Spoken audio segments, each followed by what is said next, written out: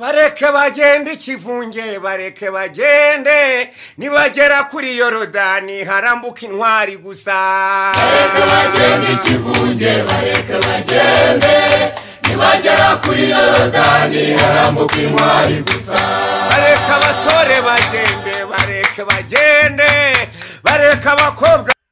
Murakoze cyane kandi abakunda Imana mwese tubahaye ikaze abari bakurikirana isoko y'ububyutse bari mu bihugu bitandukanye bari mu Rwanda by'umwihariko i Kigali mu majyepfo y'igihugu mu majyaruguru y'igihugu mu burasirazuba mu burengerazuba hanyuma hari n'abandi bantu badukurikirana bari Burundi abari mu Uganda abari muri Kenya abari muri Congo abari hakurya mu yindi migabane abari Belgique abari mu Budage abari mu Bubiligi abari muri Amerika mwese tubahaye ikaze no ku isoko y'ububyutse kandi dufite na bene data bandi bari muri Australia memo n'abari muri Aziya mwese nimwiyumve mwikaze muri abantu beza kandi muri abantu bakwiriye ibyiza Imana y'imbaraga nyinshi inezeze imitima yanyu.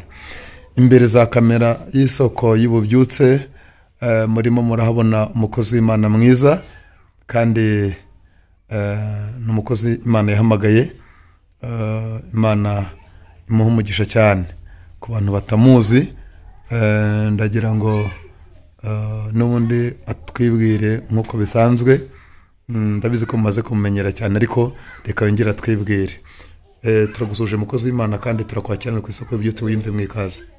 Nanjye ndabikirije nitwa Shirimpumpu Janvier n'ubundi ntabwo ndi umushyitsi cyane ku isoko y'ububyutse nkaba rero nitwa Shirimpumpu Janvier ndi umukristo ndi umugabo kandi mfite umudamu umwana umwe ku izina ry'umubyeyi nitwa Papa Billy Graham.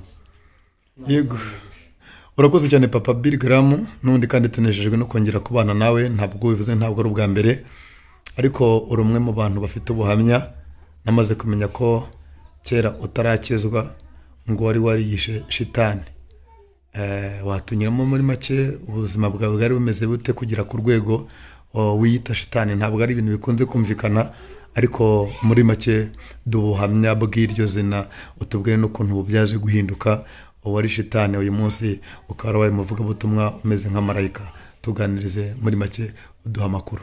Muri make kubera ubuzima bukakaye bw'upfubye ni urumva ubwo buzima twabayemo byaba ari ngombwa byari bigoye twabanaga n'amabandi n'abandi bantu bo mu mico mibi cyane yo kihare hanyuma rero kubera ibikorwa by'umubi iryo zina rero byasaga hari n'izina dufata nk'izina ry'igitinyuko yitaga Satani abantu baragutinyaga kandi n'ibikorwa bibi wanakora cyangwa se waba nibande wakorana amanyanga yo kwiba n'ibindi akumva ko nta bintu by'ibitangaza ni bisanzwe kuba shitani ntabwo yakora ibyiza ni shitani nyine ko rero urumva kubera iyo mibereho nyuma gato Kristo aza kutureba aradutoranya araduhamagara ibintu birahinduka kuko uravuga ngo umuntu muri Kristo Yesu ibya kera bishize ahinduka mushyashya. Rero Kristo yakoze umurimo ukomeye wo gufata abantu bari babi kandi bumva badakeneye no kwakira Kristo ariko kandi atugira ubuntu bukomeye aradutoranya ngira ngo umuhamagaro wacu wenda gusa n'uwa Pawulo wari mubi arenganya ubwoko bw'Imana ariko Kristo aramureba abona azagira umumaro niyo mpamvu Pawulo avuze ngo ndagushima data ko watekereje ko ndo kwizerwa ukangabira umurimo natwe rero turashimira Kristo kubw'imbabazi ze n'ubuntu bwinshi ko yatugiriye icyizere tutarabukwizerwa. Umukozi w'Imana uvuze ibintu bikomeye donc birumvikana nyine ko wari mubi kandi iryo zina ko kuryakuzaniraga igitinyiro ariko bigaragara ko uyu munsi urakeye donc biragaragara ko ari imbaraga z'agakiza iyo ugereranyije ubuzima bw'agakiza n'ubuzima bw'ibyaha sa nk'ubitugereranyiriza utubwire uri mu byaha wumvaga umeze gute wumva guteye ute, wumva gufite byiringiro ki, ubu uri muri Gakiza wumva bimeze gute? Tubwire muri make ku buryo nibura twabwira abantu bari hano hakurya mu byaha bakamenya ko n'abantu nabo bari bameze nkatwe, hanyuma bikaba byatuma bagira icyifuzo cyo kuzahinduka natwe bakamera, cyangwa se nabo bakamera nkawe. Imana igumugisha cyane. Ukiri mu byaha donc wumva gumeze ute muri ubwo buzima bw'ubupfubyi? Bigaragara ko wari waragize ubwihebe, ubyumva ute? Tubwire muri make.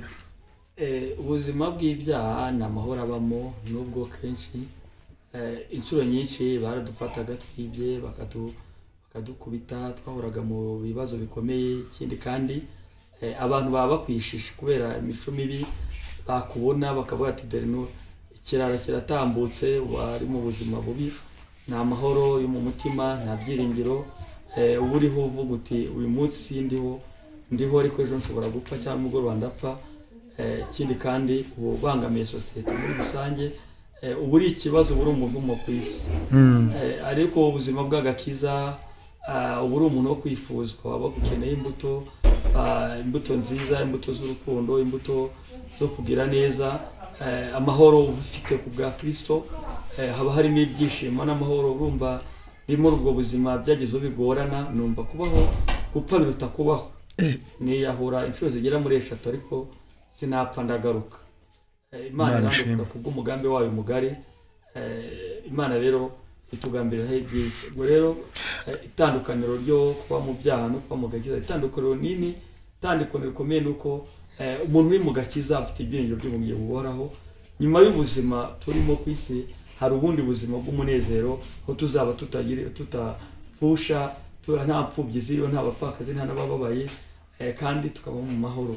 Ariko kandi nta byiringiro by'umunyabyaha. Umuntu uri mu byaha aba ari umuntu uri aho nta byiringiro by'ejo, avuga ati ubundi no kurimbuka kurahari, nzashya. Numvaga inkuru z'umuriro w'Iteka uzatwika abanyabyaha, nkumva n'ubundi ndiho nabi ku isi, ariko kandi n'uri n'imbere nzashya. Nkumva rero ni ibibazo nabagaho bangamiwe cyane. Umukozi w'Imana, icyo kintu uvuze giteye ubwoba. Donc kuba mu buzima bubi, urumva uko bivuga uwabaye imfubyi uri umwana muto, hanyuma birumvikana byanga bikunda iyo umuntu abaye imfubyi hari ibintu atakaza, hari uburenganzira atakaza, hari ibyishimo atakaza, hari amahoro atakaza.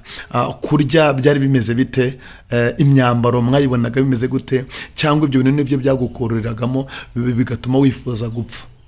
Urumva ko mu buzima bwa gipfubyi habagaho kubura ibyo kwambara, ukabura ibyo kurya, ukabaho udafite kitabwaho, uri umuntu waho ubabaje cyane, uriho mu buzima bugoranye cyane, muri kondisiyo zigoranye cyane. Kuba wumva udakunzwe, nta byiringiro byo kuzakurumba, ni umuntu adafite ibyibanze mu buzima, kwiga bitari gukunda, abandi biga, ubuzima bugoranye cyane. Rero kenshi umuntu aravuga ati, habago kuvuga ati iyo umuntu aba yarapfuye bikagera n'inzira. Birumvikana ntabwo byabaga ari ubuzima bworoshye. Uvuzemo ikintu gikomeye cyane cyitwa kudakundwa. Iyo abantu babuze urukundo mu buzima, baba batakaje ikintu cy'ingenzi, ari no na bwa bwihebe buzira. Wabwira iki abantu babaye mu isi ibereka ko nta rukundo, ibereka ko nta bidon, itabereka amarangamutima ngo bumve bisanzwe, donc bari muri bwa buzima nawe wari urimo icyo gihe utarakizwa, ukitwa Satani, donc wowe ubwawe unagerageza kwiyahura inshuro zingahe kugira ngo ukorwe mu buzima? Wabwira iki abo bantu bari muri ubuzima? Kuko ubu dufite abamama baba mu buzima bakumva bapfa, tukagira abapapa baba mu buzima bakumva bapfa, tugira abakobwa baba mu buzima bakumva bagira gute bapfa. Wababwira iki muri uyu mwanya? Ikintu cya mbere nabonye Kristo aravuga ngo mwese abarushye n'abaremerewe muze musange ndabaruhura. Kristo niwe ukunda by'ukuri. Icya mbere ni ukwakira Yesu Kristo umwami n'umukiza. Ni Kristo wenyine utanga amahoro, ni utanga ibyiringiro, ni utanga urukundo. Kandi nyuma yo kwakira Yesu agatanga n'abantu b'umugisha. Ukabona ababyeyi, ukabona abavandimwe, ugasanga abandi bantu bari mu bupfubyi nabo bahuye na Yesu, bafite ubuhamya bwiza, bakaguhumuriza, bakakubwira ati humura, nta kibazo, Yesu arahari, aza kubera byose.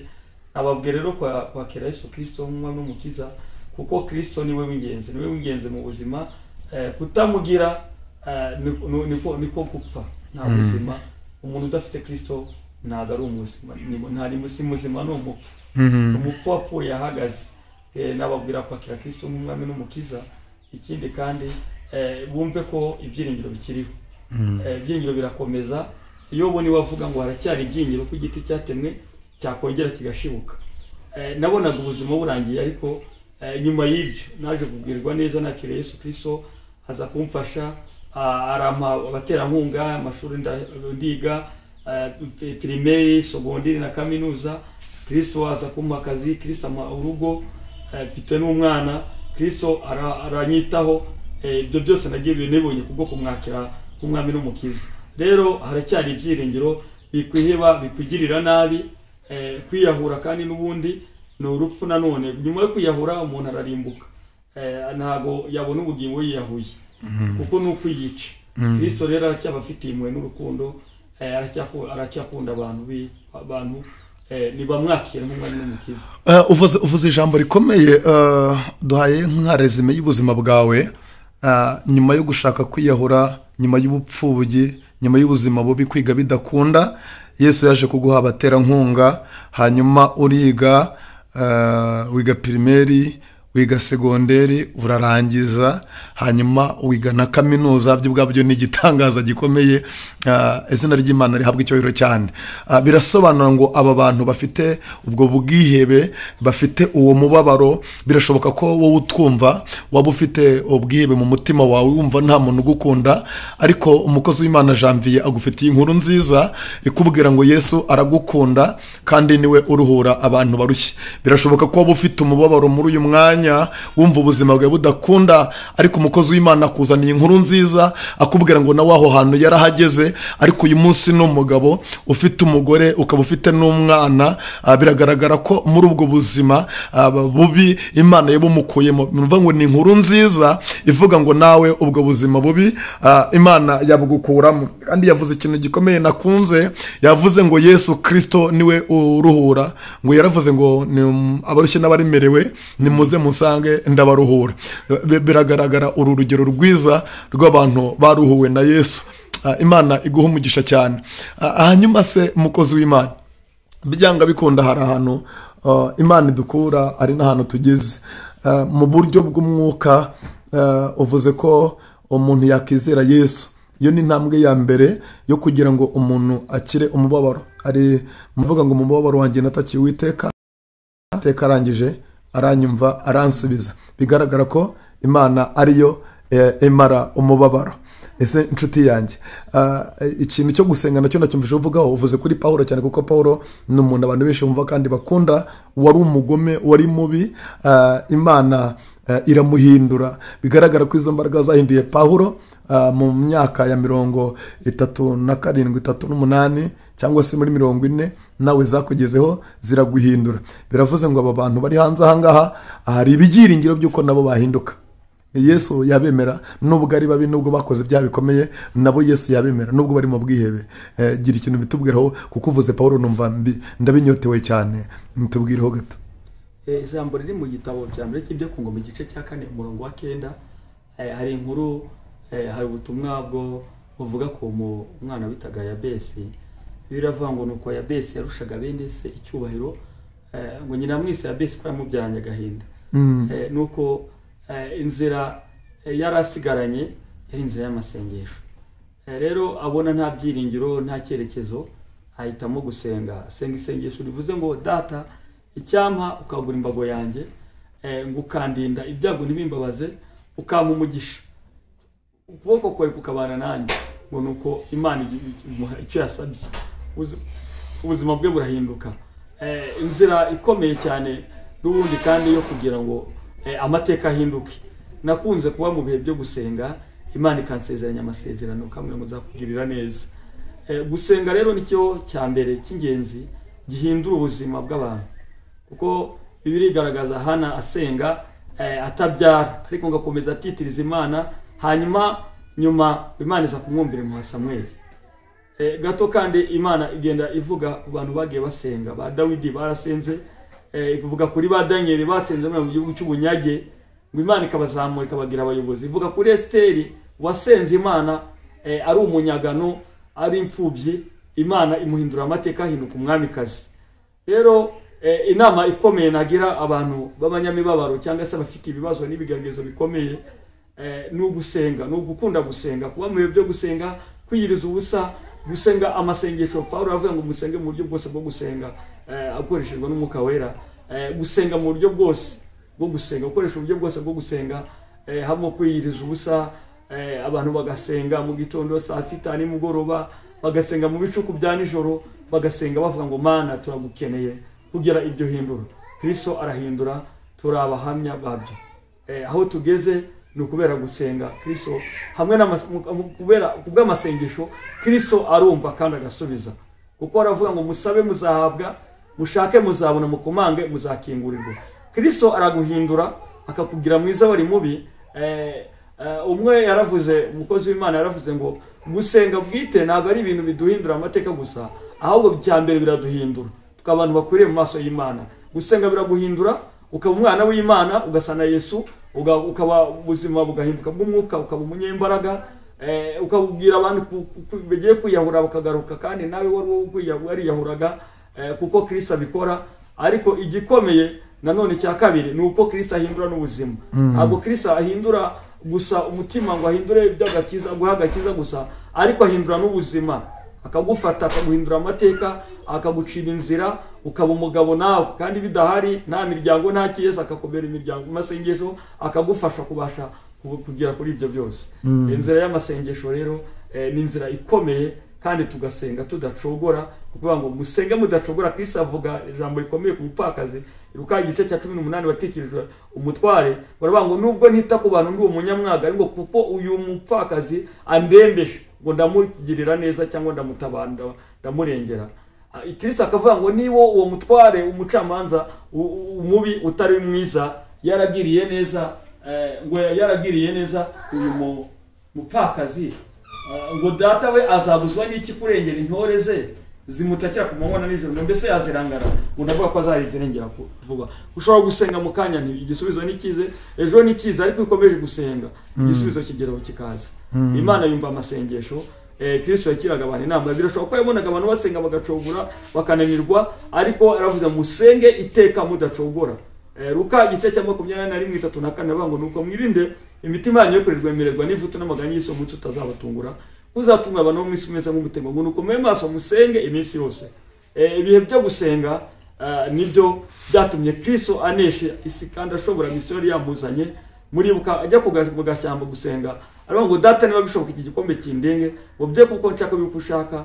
Aravuga ngo umutima wanjye urakunze ariko mufite intege, ngo nuko akivuga amagambo asenga yigira imbere gato, ngo nuko marayika araza amwongerera imbaraga. Gusenga rero nibyo bituma umuntu agira imbaraga zo gukomeza kumutira agakiza, kuko guhabwa agakiza ni kimwe, ariko bisaba gukomeza gusenga, gusoma ijambo ry'Imana. Ijambo ry'Imana harimo ibyo kurya n'iby'imbaraga. Umwe yaravuze nk'uko umuntu akenera ibiterambaraga, harimo umuceri, imyumbati, ibijumba, kugira ngo agire imbaraga, ndetse ngo agakenera kandi n'ibyubaka umubiri, arizo nyama, soya, amafi n'ibindi n'ibirinda ndwara. Niko nanone umukristo kugira ngo akomeze akure mu gakiza akeneye ibiterambaraga, ariyo masengesho yo kwiyiriza ubusa. Iyo umuntu atagira ibiterambaraga mu buzima busanzwe arwara bwaki, ibyimbisha. Niko ubona umuntu abyibushye ariko nta mbaraga afite. Niko n'umukristo udasenga wiyiriza ubusa aba ari umukristo uri aho ngaho ugaragara nk'umukristo aririmba agira gute, ariko ntagira imbaraga imbere zo byanganisha ibyaha n'ibigeragezo ko akatiyiriza ubusa. Kandi nanone akeneye ijambo ry'Imana nk'ibyubaka ubugingo, nkuko umuntu akenera ibyo bindi kugira ngo yubake umubiri. Niko n'umuntu udasoma ijambo ry'Imana agira bwaki ibumisha, aba ari aho ngaho adakomeye nanone kubera bwaki yo mu mwuka. Nanone umuntu utagira ijambo, Kristo aravuga ngo umuntu utagira ijambo kandi ngo arikomeze ameze nk'umupapa watsinzwe ku musenyi, ngo imvura iragwa n'imivu igatemba, ngo ariko byose bikubita kuri iyo nzira y'Imana. Niko rero nanone ngo umuntu umva ijambo ry'Imana akaryitonda akarikurikiza, ngo ameze nk'umunyabwenge wubatse inzu ye ku rutare, ngo imvura iragwa. Ari byo bibazo n'ibigeragezo duhora nabyo muri iyi si, kuko yo baravuga ngo umuntu ari mwisa afashe igihe mu ntambara, kandi na Dawidi aravuga ngo umukiranutsi byagumuna mu kuba by'umukiranutsi n'ibyisho ariko Iteka akamukiza muri byose. Nukuvuga ngo ibyo byago n'intambara n'ibindi, umuntu utafite ijambo ry'Imana muri ngo arikurikize, rimubemo aritunge akunde gusoma ijambo ndetse no kuryitondera uwo muntu ntashobora kunesha isi arananirwa kandi aracogora mu gakiza ntagakura aragwingira niko uzasanga umuntu amaze imyaka 30 ariko kubona gakiza ke nigafati kuko ntasoma ijambo ry'Imana ntasenga ntakunda gufata ibihe byo kuririmba nanone kandi mu buryo bw'umwuka indirimbo zigereranywa n'ibirinda ndwara niyo mpamvu ubona ikenshi abantu muri iyi minsi barananiwe cyane bacitse intege kuko ntibazi indirimbo zo mu gitabo ntibazi indirimbo za kantike ntago bafite indirimbo nzima baririmba ngo bakunde kuba mu bihe byo kuramya Imana no guhimbaza iyo turemye Imana no kuyihimbaza mu ndirimbo no mu bihimbano by'umwuka bituma kandi indwara zitera mu mwuka indwara zo mu mwuka abantu bakomera ntibarware bakaba bafite ubugingo buzira umuze bwo mu mwuka kubera kuramya Imana no kuyihimbaza bwo mu buzima bw'amashimwe ntibarebe gusa iby'Imana itaranakora ahubwo bakareba n'iby'Imana yakoze bigatuma bashima ko Imana yabayimenye ko Imana yabatoranyije ko yatangiye umwana wayo kandi nuko yabatambukije mu bihe byatambutse izo ndirimbo rero nibyo bihimbano by'umwuka no gushima Imana no kuyiramya nibyo bituma abantu bagira imbaraga bakaba Kristo bafatika badahungabanwa n'imirabi yari yo yose. Imana igumugisha cyane Imana igumugisha cyane uvuze ibintu bikomeye ku bintu bishobora kurinda indwara n'ibintu byakuba ku mubiri bikaturinda bwakiye mu mwuka. Iyi minsi biragaragara ko abantu benshi barwaye indwara za bwaki iyo mu mwuka.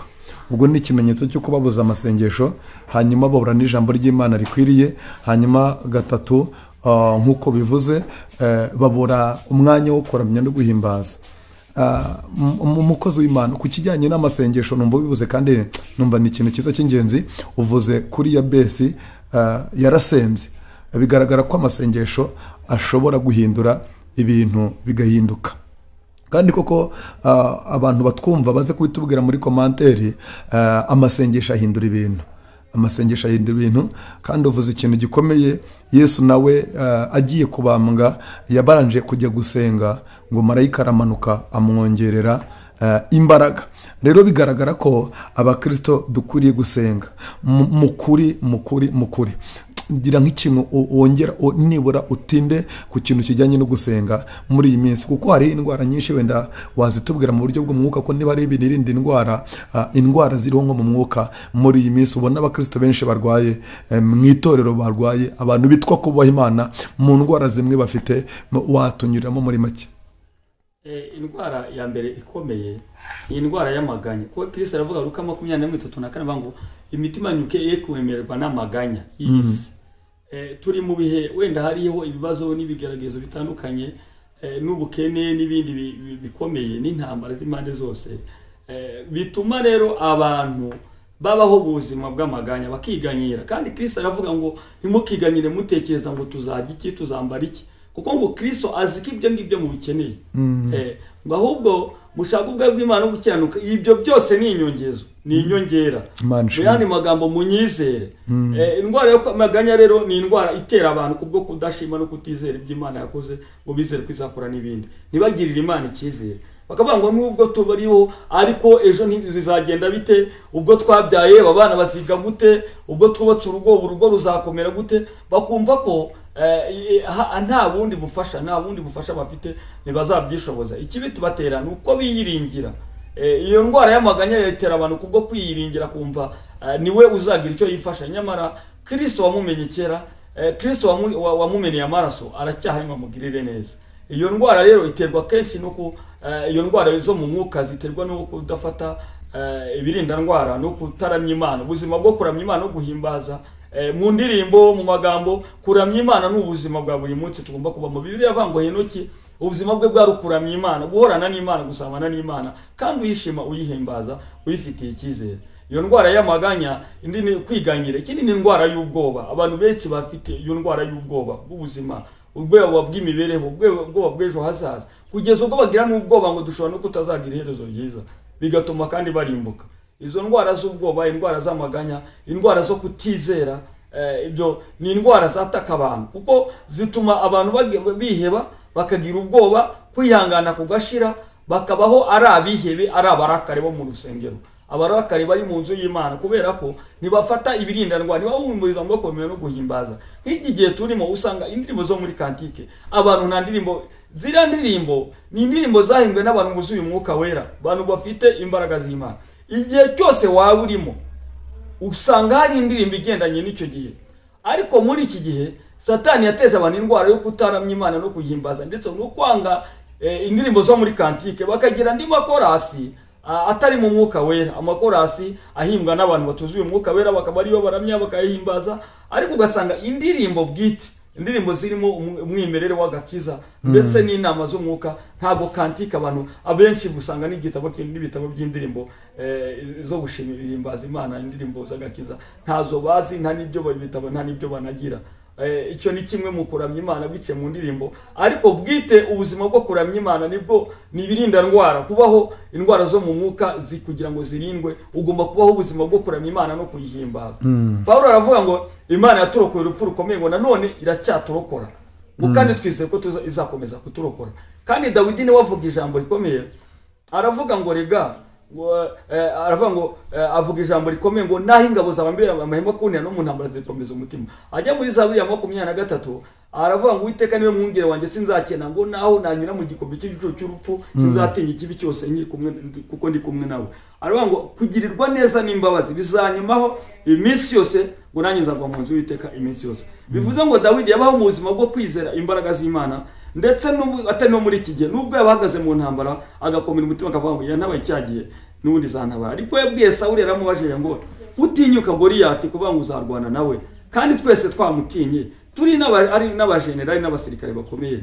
Avuga ijambo rikomeye avuga ngo Imana yandokoye mu nzara z'intare n'idubu, ngo ntizabura kundokora no mu maboko ya Goliyati.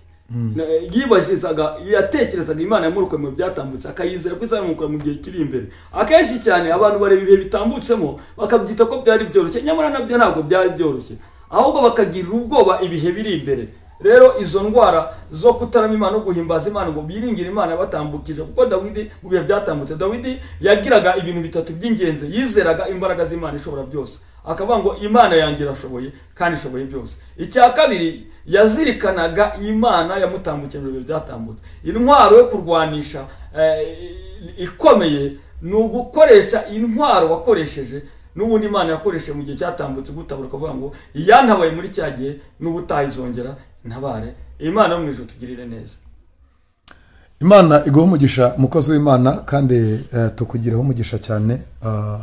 Indwara zo mu mwuka uvuze ebyiri zikomeye, indwara yitwa ubwoba bw'ubuzima, no mu byahishwe barabivuga ngo banyabwoba n'abatizera umugabane wabo ni mu nyanja yaka umuriro n'amazuku.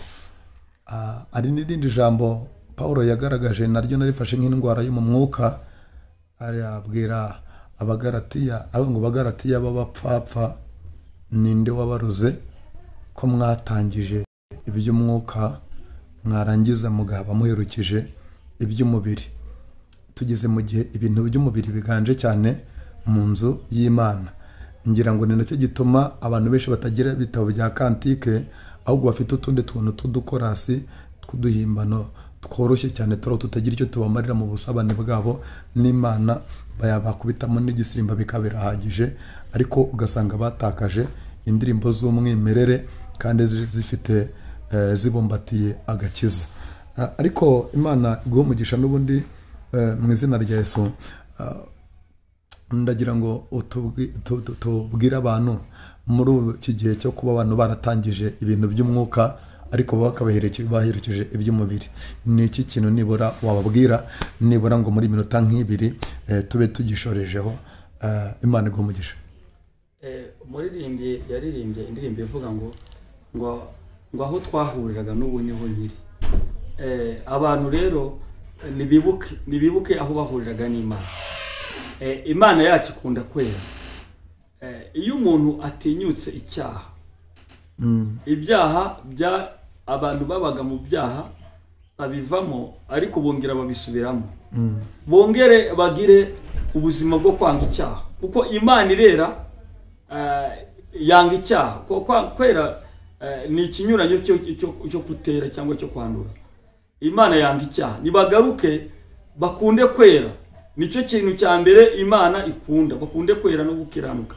Bagaruke imbere yayo aho yababonaga. Hari ahantu Imana ibiziranyeho n'umuntu.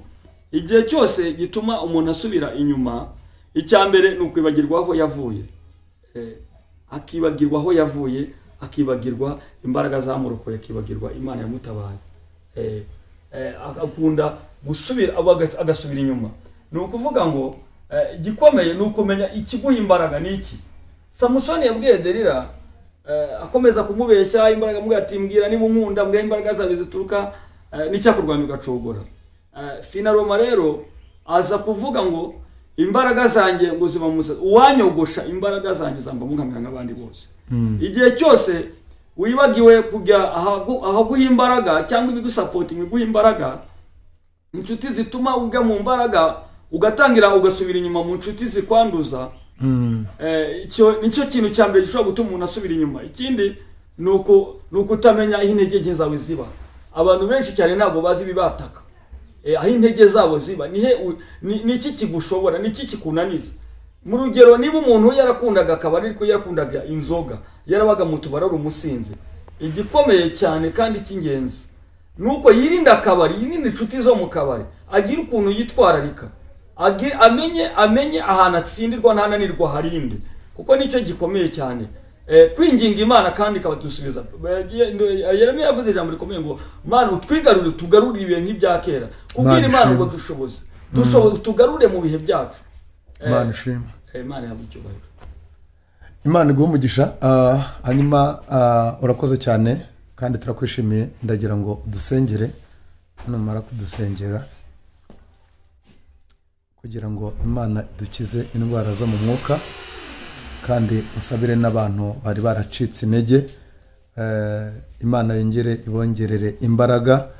Hanyuma abantu bananiwe gusoma ijambo ry'Imana nabo tubingingira Imana kugira ngo Imana yongere ibahe kongera kuzirikana ijambo ryayo, bongere bagaruke muri bya biha handi nk'uko bivuze, bavuganiraga n'Imana bongere bahagaruke, Imana yongere ivugane nabo. Imana iguhe umugisha. Dusenge mu izina rya Yesu Kristo. Mana turagushimiye kubw'umugambi mwiza udufiteho. Ijambo ryaravuga ngo nzibyo nibwira nzabagirira si bibi ahubwo ni byiza, kugira ngo mbaremo agatima k'ibyo muzabona hanyuma. Umugambi wawe mugari nuwo kuturokora, ntabwo inyungu ari uko watubura wadutakaza. Ijambo ryaravuga ngo ndetse ngo naho intama imwe yagenda ariko mfite 99 nzima, ngo natazazindi 99 nkajya gushaka ya ntama yazimiye.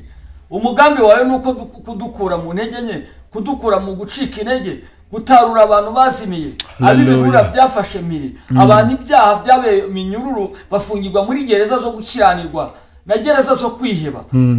Umugambi wa mugari nuwo kukura abantu muri ubwo bwiheba, bagakura abantu muri ibyo byaha. Turasenze mu izina rya Yesu Kristo, aka kanya umanure imbaraga z'umwuka wera. Ijambo ryawe rimbwira ko Samusoni bari bamubohesheje ingoyi, ngo ariko umwuka wera amanutse acagagura ngo iminyururu yose, mbwira abanza ngo yahindutse ngo nk'imigwegwe ishiririye. Reka umwuka wera amanukira abantu muri aka kanya, bumva ijambo ryawe n'abazaryumva, datukiranuka ubutumwa bugomba kugeraho bose. Reka umwuka wera bagereho, abahembure mu buryo bw'umwuka. Ni wowe uzi ibyo batakaje. Umwe afite ibyo atakaza, n'undi akagira ibyo atakaza, ariko buri wese umusubiza intwaro ze izo yanyuze. Ndetse n'abafite izituzuye kuva mu buzima bwabo bagendeye mu ntege nke kugeza uyu munota bakaba badakura, ubongerere intwaro, ubongerere imbaraga, ubahe ibyangombwa by'agakiza mu izina rya Yesu Kristo. Kandi si umuntu wishoboza, Pawulo avuga ijambo rikomeye ngo nshobozwa byose na Kristo umpa imbaraga. Nta muntu wakwishoboza. Reka data ushoboze buri wese muri aka kanya, ubusubize abantu aho bahoze mu mbaraga zawe, bakiri mu byishimo by'agakiza ubatakaje ibyishimo. Indwara z'umwuka zarabateye, bafite amaganya, bafite kwiheba, bafite ubwoba, ndetse ni nabyo basengana. Abandi baretse ijambo ry'Imana, birirwa mu ma WhatsApp n'ibindi bitandukanye by'ibirangaza by'ibi bihe n'ibindi bidafite umumaro. Ariko nyemerera abantu wongere ubakundishe gusoma ijambo ryawe. Dawidi avuga ijambo rikomeye ngo nk'uko imakazi yahagizwa no kugushaka amazi, niko nanjye mushaka. Kandi ravuga ngo ijambo ryawe rirandyohera kuruta ubuki. Reka ijambo ryawe riryohera abantu bagire kuryoherwa n'ijambo, kandi bakunda ijambo barigirira inyota, kuko utarifite ntariho, kuko ijambo ryawe ni ubuzima. Bashoboze gusenga abo byananiye, bapaga no kwiriza ubusa bikabananira, banasenga bagasengera ibintu biciriritse, ibintu byo mu isi byoroheje, nibite ku by'ubugingo ndetse no mu buzima bwabo bw'umwuka. Ongera abantu imbaraga zo gusenga amasengesho y'ukuri ariyo gusengera ubugingo, gusengera ibyaha by'abananiye ngo babitsinde, gusengera igihugu, gusengera abababaye. Reka abantu basubize mu bihe byo gusenga amasengesho y'ukuri, kuko ijambo ryarambwira ngo igihe kirageze ubwo abasenga data bagusengera mu kuri no mu mwuka, abo ngabo nibo yifuza ko bamusenga. Mu yandi magambo, hari amasengesho atari kumvikana ijuru rititayeho kuko atari mu kuri atari no mu mwuka. Shoboza abantu gusenga mu kuri ndetse no mu mwuka kugira ngo babashe ko banyembaraga baba abantu baguhagarariye, kuko turabona iki gihe hariho kugutukisha kubera ko abantu bakuvuga ntibasa nawe, kuko nta mbaraga z'umwuka bafite bahagaze nkawe. Rero shoboza abantu kuba nkawe, bashoboze guhinduka, duhinduke mu izina rya Yesu Kristo. Turakwizeye kuje gukora umurimo ukomeye, umwuka weraje gukora imirimo ikomeye ku bari bananiwe bakagira imbaraga, bari bacitse intege bakongererwa imbaraga, bari barwaye bagakira, abafite inzitizi n'ibibazo bikoye ubongerere, umanurire imbaraga zibatabara nk'uko iminyururu yari iziritse ngo Pawulo ngo kubwo kukuramya no kuguhimbaza, Pawulo arakuramya guhimbaza ngo nuko iminyururu iracika, inzugi zirakinguka. Reka uzuza abantu umwuka wo gukuramya, haleluya, umwuka w'amaganya, indwara y'amaganya, indwara yo kwiheba, indwara yo kutizera, indwara yo kutakwiringira. Data, izo ndwara uzikize muri aka kanya, uzikiza abantu bagira ibyiringiro, bongera bagira amahoro y'umutima, bakugirira icyizere, abantu bashira ubwoba, berekeze wawe mu mbaraga n'umwuka. Urakoze kuko uri Imana yo kwizerwa, urakoze ko uhembuye imitima kandi abasinziruka bakangura kugira ngo babeho ari abagabo nyabagabo bahamya bityo kandi byuzuye izina rya Yesu Kristo. Bari kugenda mana y'ubuntu, urya umuremwe koko wica nabi, bari kugenda ntacyo utabakoreye.